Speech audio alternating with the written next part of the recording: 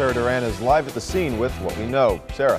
That's right, we're coming to you from a breaking news situation in Yorktown. Amanda, authorities say this Guadalajara restaurant behind me was one of two area restaurants that were at the center of an investigation today. As you can see behind me, our truck is already getting stuffed with toys, but we're still waiting for you to bring your donations out here. When she went to the window to go check on that hail, she noticed something very odd. She noticed that her son's truck light was on in the driveway. On Tuesday, I spoke with police who say the easiest way to avoid falling victim is to simply lock your car. It is 32 degrees out here according to my weather app, and it definitely feels like 32 degrees. I don't know if you can see my breath. At this time, we know Pettis is not charged with the mosque fire, but prosecutors who I spoke with strongly believe he is a danger. And an employee at a Pepsi-Cola plant in Stowe, Pennsylvania was arrested Monday. The country vowing to continue missile tests, saying they are prepared for war if the U.S. takes action. So lots of guesses. Probably a cheeseburger. A cheeseburger. Same. There you go. I'm always down for some food. All right, stay with us. We have more news and weather straight ahead. Signs of hope. Acts of compassion. They're just amazing, and the fact that they forgive and they're going to go on. And a campaign filling up with inspiration. Some of these cities I have never really heard of. Arlington Heights, Asheville, North Carolina. It is really just amazing the amount of support. Pouring in online through GoFundMe. This one is actually a new comment. Omar Rashid's campaign climbing each time he clicks the mouse. The campaign started Saturday, just hours after the Victoria Islamic Center nearly burned down. On Monday, Rashid's account welcoming more than 19,000 donors and collecting $900,000. We believe that the construction is probably going to cost every bit of that and probably close to about $1 million.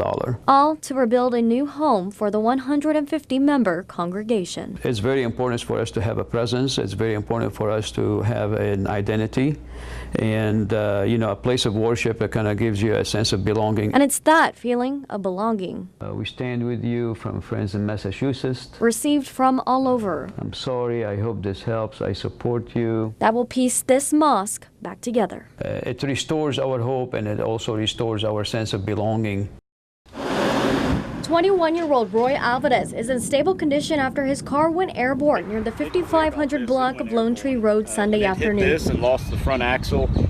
He said he saw it come up and it came to rest upside down. Police say Alvarez's car was being towed by a friend. That's exactly where the car was. For unknown reasons still being investigated, the car left the roadway, struck the concrete barrier, Took the whole placard off. and flipped into the creek bed with Alvarez inside.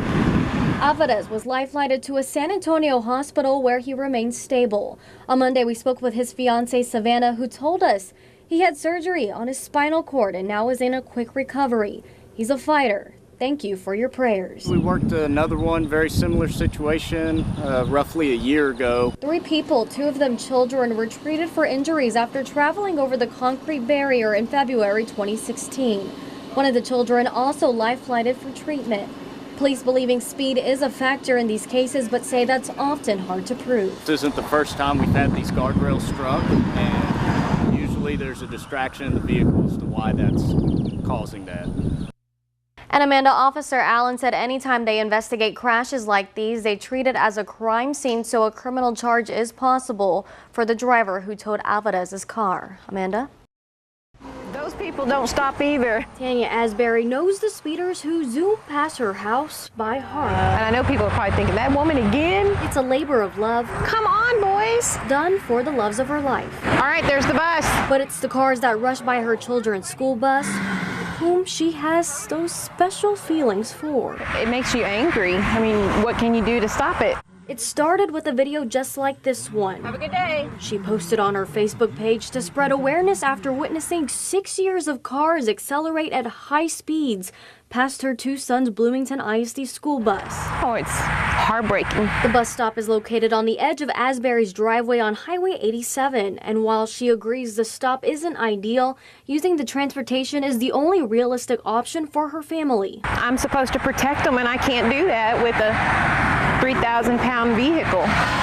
Unfortunately, there are going to be times when the deputies are tied up and aren't going to be out there. While deputies might not be present daily, Chief Roy Boyd says it doesn't mean it's not a high priority area. Did they stop already? No, nothing passed? So I joined them for a ride along. We monitored several bus stops, including Asbury's, all which returned with 0 offenders, something they say is typically the case. I'm not saying it doesn't happen, but it just has not happened while the deputies are out in those areas. If need be, Asbury says she'd be willing to turn over her videos to the sheriff's office. However, in the meantime, she says she just wants to send one simple message. You know, in town, I stop for their kids. They need to stop for mine. And that's all I ask.